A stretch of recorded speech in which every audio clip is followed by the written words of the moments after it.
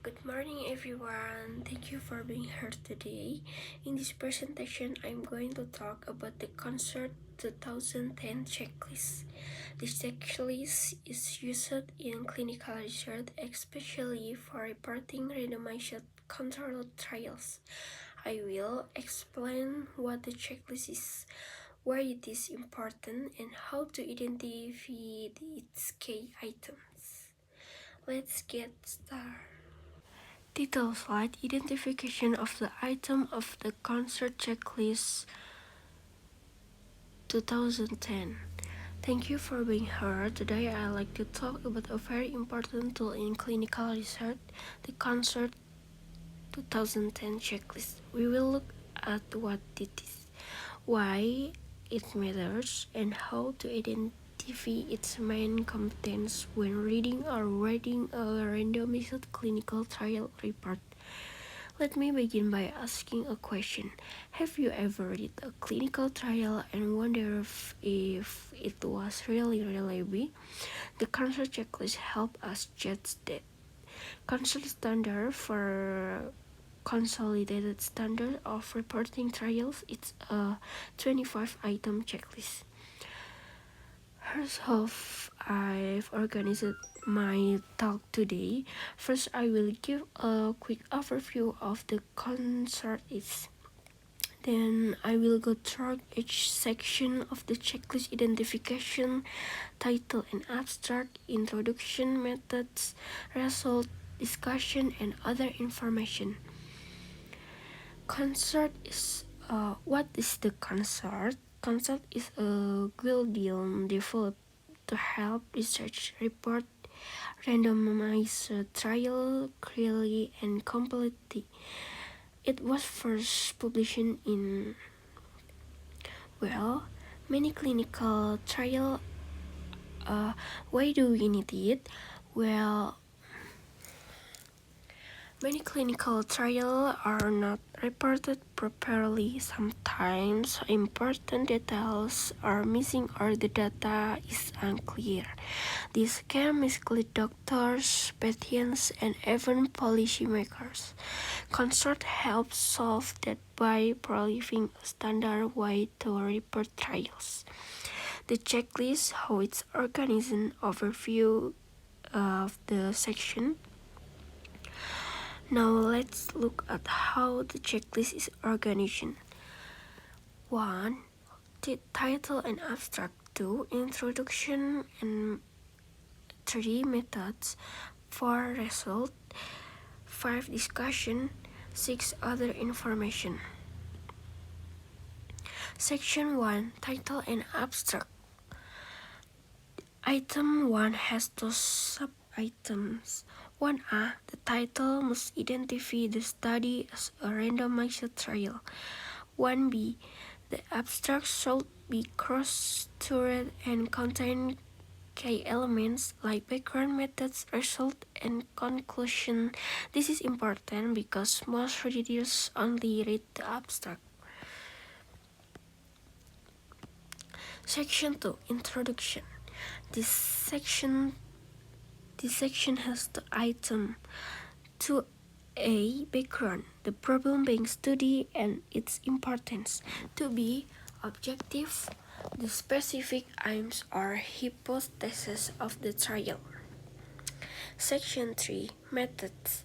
This is the longest section. It covers trial design, participant and eligibility, intervention, outcomes, sample size, randomization, bleeding, statistical methods.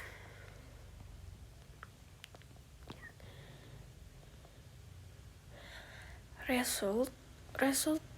In the result section, the other short report, participant flow, recruitment dates, baseline date, numbers analysis, automax and estimation, and clearly analysis, harm or unintended effects.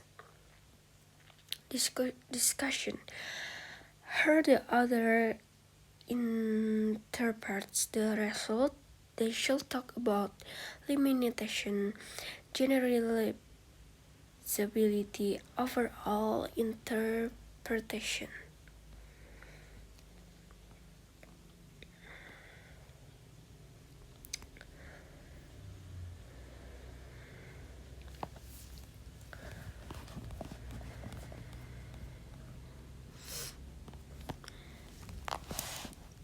Title and abstract. The title says clearly that it is a randomized clinical trial.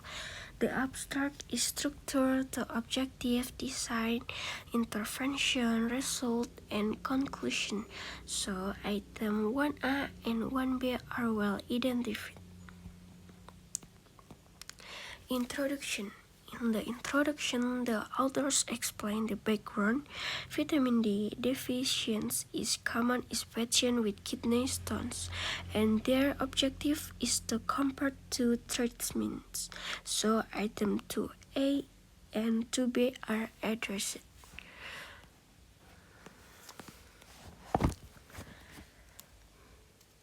Methods. The methods are clearly written.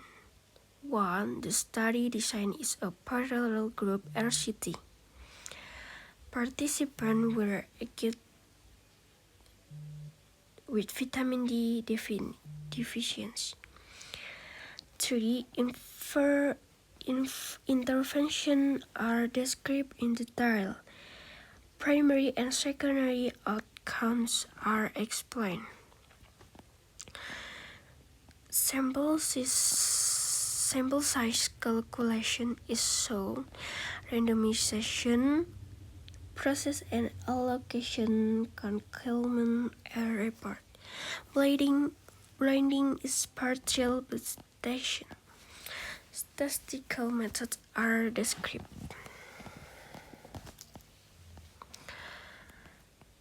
Result. In the result, the participant flow is present with a diagram. Recruitment dates are provided. Baseline data is summarized. Number analysis are shown. Results are given with confidence intervals. No subgroup analysis or harms are maintained clearly. So item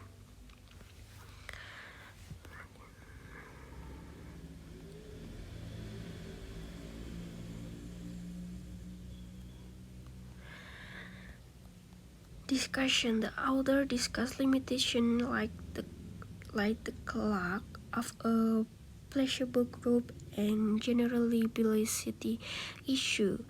They also interpret result cautiously. So other information, the trial registration number is preferred.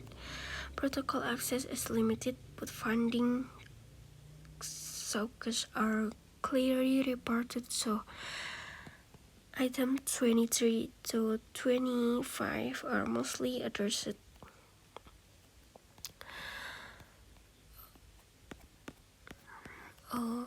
Conclusion. To summarize, the concert checklists help us critically read and report clinical trials include essential item group into 6 sections. Applying this checklist improved clarity, transparency, and trust in clinical research. Thank you very much. So that's all for me. To sum up, the CONSORT 2010 checklist help researchers report clinical trials more clearly and completely.